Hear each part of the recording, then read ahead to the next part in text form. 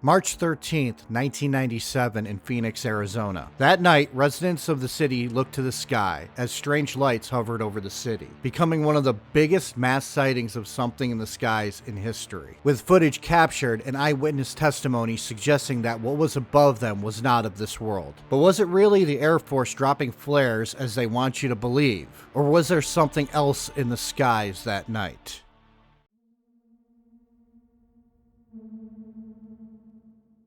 The lights seen that night were technically two events. One that happened earlier in the night and one that happened later. 6:55 p.m., Henderson, Nevada. Calls to local police began flooding in, of lights in the sky in a V-shaped pattern. These reports differ on a couple of key things. The shape of the lights. While some say there were orbs of amber-orange light, others claim they were triangular, and some claim that these lights were a part of one massive aircraft. How big do you ask? Well, some claim over a mile wide. The number of lights also varied between 3 and 5 lights, but all were heading in a southeast direction, from Henderson, Nevada to Phoenix, Arizona. The reports also claim that whatever these lights were, craft or not, it did not make a sound. The distance from the ground also varied, at the lowest point being 100 feet. As the craft got closer and closer to the city of Phoenix, more calls came into 911 operators. At some point during the night, a commercial pilot was flying into Arizona with one passenger, his stepson. As they neared the airport, they too saw the lights. So they radioed air traffic control and asked what was overhead. Air traffic control told the pilot that they had nothing on radar. The pilot then logged the sighting as an unidentified flying object. That pilot was Kurt Russell. Here's him talking about this. One time, Oliver, I was flying. It was in a time where I was kind of like I just a couple of years earlier learned to fly. So I was still at a period in my life where any excuse to fly would do. He wanted to go to Phoenix to see a friend, and I said, sure, I'll fly you there. Oh, really? Okay. So we flew to. My dad wouldn't drive me to the mall, by the way. Maybe bowling. That was it. So we're going into Phoenix, and I think it was Sky Harbor, and there's these bank of lights, 6 lights, in the shape of a triangle going back, right over the airport. And I'm looking at them as I'm coming in. I'm, on the horn talking to them, and I'm coming in, and I'm not saying anything about it because I'm kind of confused by it, but I can't tell if this is going to be an issue or not with landing. And Oliver said, "Hey, Pa, what are those lights?" And I said, yeah, I don't know. I don't know what they are. And so anyway, I called up the tower and I said, what are you guys painting tonight over the airport? And they said, we're not showing anything. What are you seeing? I said, well, there's 6 lights in a row. And they said, do you want to report this? And I said, look, I can't identify it. It's flying and it's 6 objects. So that's what it is, right? So we landed. I dropped him off, flew home. Years later, I come home, and Goldie's watching this show on UFOs. And the most reported one of all time was this one in Phoenix. And I start to see this show, and I said, wait a minute.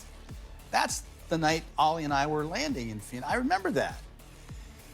And I said, wait a minute, I've got it in my logbook. So I went to my logbook, and I didn't mention anything about the reporting the UFO, but my flight was logged. So I said, yeah, and on the show they talked about 20,000 people reporting it and only one general aviation pilot. And I said, that's me. Right? So the weirdest part of that to me, though, was I'd never thought about it from the time I landed until I saw that TV show. And when I saw Oliver the next day, he hadn't either. By 10 p.m., hundreds of calls had come in reporting the lights. And in the coming years, a lot more people would come forward saying they saw these lights. To some, it was one large craft. To others, the lights themselves were crafts. One truck driver, who was driving a route near Luke Air Force Base, stated he saw 2 orbs, along with jets in the sky. One orb followed the jet and then took off into the atmosphere. The truck driver summed this up in an interesting way. He stated that it was like 50,000 people watching a football game in a stadium. Then someone comes along and tells them that they weren't there. Before this, if anybody had told me they saw a UFO, I would have said, yeah, and I believe in the Tooth Fairy. Now I've got a whole new view. I may be just a dumb truck driver, but I've seen something that don't belong here. I wish the government would just admit it. You know what it's like in this city right now? It's like having 50,000 people in a stadium watch a football game. and then having someone tell us we weren't there. This is in reference to the supposed cover-up of the event, which I will get into. I just wanted to mention this here so it's in your mind for when I do talk about it.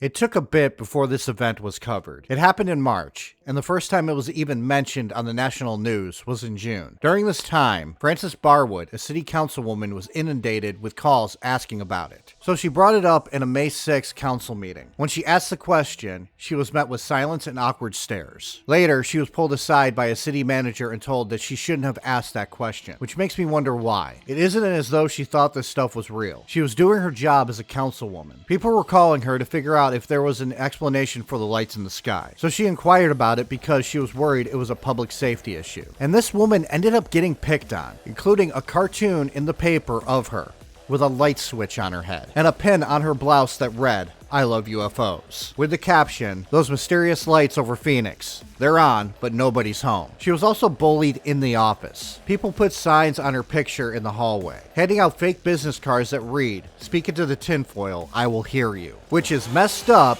because this woman was only doing her job. Do you see why the aliens don't land?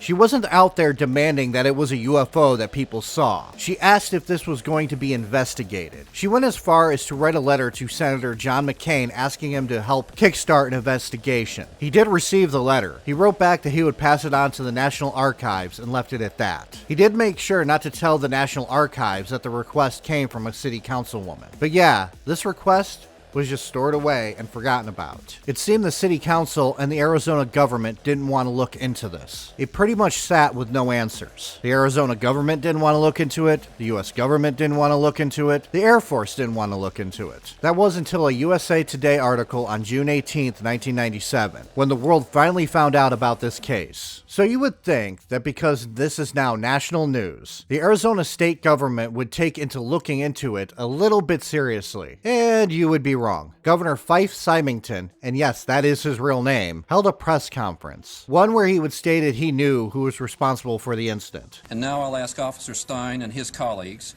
to escort the accused into the room so that we may all look upon the guilty party. Don't get him too close to me, please. And then brought out someone in an alien costume. I'm sure this got a barrel of laughs, one that Saturday Night Live wished they could get. In truth, it just mocked those who claimed to have seen something that night, which, by the way, included Fife Symington. That is right. While he was mocking the crap out of this event, he ended up admitting that he did see something that night, instead of, at least attempting to figure out what these lights were so that people who saw them could rest easily knowing that we were not about to be in an interstellar war over iced tea. March 13th, 1997. This event called Lights Over Phoenix. What did you see? Well, I saw a huge craft just kind of come right over Squaw Peak. That was, it was just breathtaking.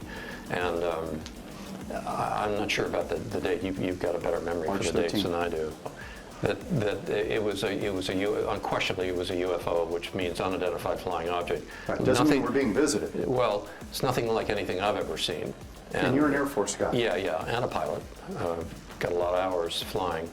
So it was pretty breathtaking. And I'll never forget, I snuck out to see it, without DPS, which I'm not supposed to be driving my own car and that kind of thing. Yeah. And so, but I told Ann what I was doing. I was going to go up to Squaw Peak and see what everybody was, clamoring about. And when I walked in the front door, she looked at me, and I was apparently normally I'm fair complected and pale anyway, right? And she said, "Oh my gosh," she said, "she looked like a ghost. What did you see?" And I said, "Well, I don't know what I saw, but it was really something, and I'm not going to talk about it." And Wow. so Did it frighten you? No, I think I was kind of in awe, really, How big? Bigger than anything I've ever seen in the sky. Like an aircraft carrier in the sky? Yeah. Something like that, yeah. And it was hard to define because of the light in terms of the size, but it was absolutely silent and had sort of eerie embedded lights, and, so that's what I saw. And I wasn't expecting to see anything because I was looking out over at Luke, Right. to the west.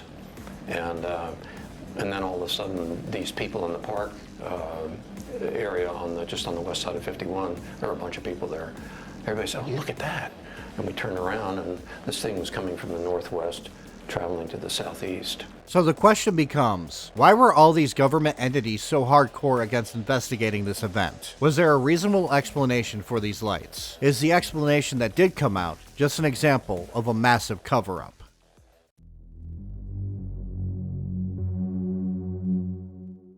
First, let's talk about Operation Snowbird, which was a pilot training program. While Luke Air Force Base claimed that night there was no planes dispatched from that base, there was a base who sent planes into the sky. Davis-Monthan Air Force Base conducted a pilot training program that night, even though, when they were asked much earlier, they had claimed that they had no planes in the sky that night. The pilots, though, were sent to Barry M. Goldwater Range to drop flares. According to one pilot, a flare dropped by an aircraft is at the mercy of the wind. And in some instances, flares dropped, a breeze could keep the flares in a uniform position and at an equal distance. According to the Air Force, though the flares were dropped over Barry M. Goldwater Range, they would have been visible over Phoenix, and that they appeared to hover due to the rising heat from the burning flares creating a balloon effect on their parachutes, which slowed their descent. Which I have a quick question. Maybe someone in the military or was in the military can answer this for me. I am not trying to sound like a weirdo conspiracy theorist, but I am curious. Why would a flare need a parachute? I don't know why my brain keeps coming back to that. It just seems weird to have a parachute on a flare. In fact, there is a video of a flare drop by the military that skeptical minds would often use to debunk what people saw. But here's the thing. Remember I said this is technically two events. Well, the flare drop happened at 10 p.m. Remember, the first sightings of something in the air was around 6:55 p.m. in Henderson, Nevada. Davis-Monthan Air Force Base is located southeast of Tucson, the exact opposite way from where the reports began. So what could have been that first sighting? Well, there's only one person who came forward with what he said is an explanation to it. A man named Mitch Stanley. According to him, he was stargazing through a high-powered telescope that night when the first sighting happened. He claimed that he turned his telescope to the first set of lights, and he claimed that they were planes. It is important to note, though, for full transparency, that he himself was the only person to state this. But here's the events of what happened according to the Air Force. 5 A-10 jets took off from Davis-Monthan Air Force Base. They moved north, then followed a corridor down to Phoenix and Tucson in a V formation at high altitudes. Then dropped the flares over Barry M. Goldwater Range before returning to base. But this actually leaves a little bit more questions.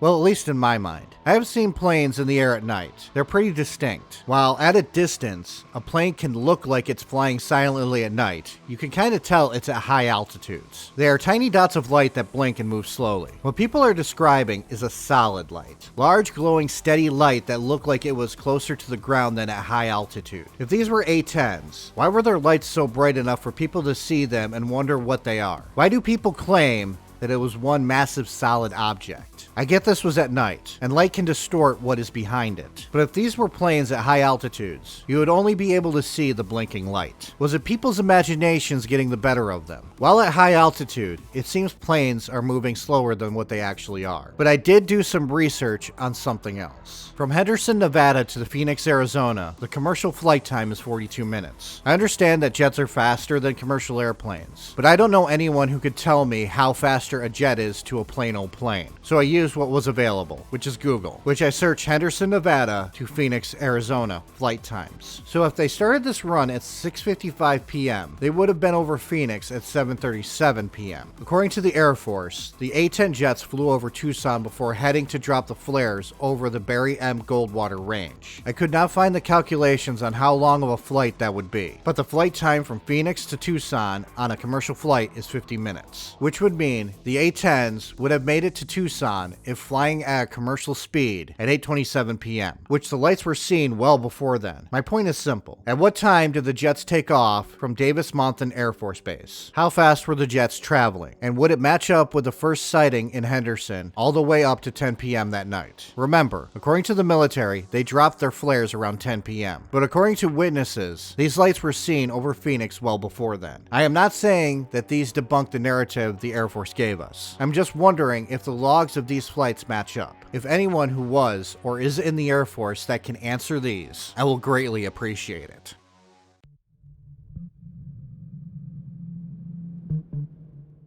A lot of people think that the Air Force's explanation is a cover-up. The reason being is that the Air Force, at the time of the incident, claimed that no planes were in the air from Luke Air Force Base or Davis-Monthan Air Force Base. Then only later, they decided to come out with the narrative I mentioned above. While there are some issues I have with the timing of it, as these are jets and thus faster than commercial aircraft, the flares theory could fit with what people saw in Phoenix that night. It is just the first sighting seems to be a bit of a mystery. A former Air Force pilot and astronomer James McGaha investigated the Phoenix lights, and he came to the conclusion that they were A-10 Thunderbirds flying in formation at high altitudes. But there are so many people who refute that theory. This is an event that was witnessed by hundreds of people, including Governor of Arizona at the time, Fife Symington himself, who played it off because, according to him, he didn't want to panic the populace. But he has gone on record as saying this: "It remains a great mystery. Other people saw it, responsible people. I don't know why people would ridicule it, even though he himself ridiculed it." Do you see why the aliens don't land? People claim to see a large aircraft, not the outline of jets flying high into the sky. The only example of someone saying they saw individual jets was Mitch Stanley, and I am not taking his account out of this. He might have seen that. Kurt Russell himself saw something, and he was weirded out. But he didn't speak on it until recently because it was an incident he forgot about. It suggests his testimony should be taken into account because he isn't looking to gather attention for it. If you watch any time he has talked about it, he talks about it like it was just another day in his life. For me personally, I am not going to dismiss what people say they saw that night. Too many people have come forwards with the same description of what they saw. But I am also not going to outright dismiss the explanation the Air Force brought forth. Because though I have questions about the flight path and flight times, these are just questions and curiosity. If anyone in the comments can enlighten me, I would greatly appreciate it. Hell, if I saw a large craft in the shape of a boomerang in the sky, my only thought would be that the Australians are invading. There are three possible theories in this case. The Air Force did a training exercise that night, that it was an experimental aircraft flown that night that we were not supposed to know about, or an unidentified flying object of unknown origin. Hastasıyız dede. I will let you decide which you prefer. Thank you for watching. If you enjoyed the video, like, comment, and subscribe. If you wish to support me, I have memberships activated and a Patreon. Links in the description. Till next time.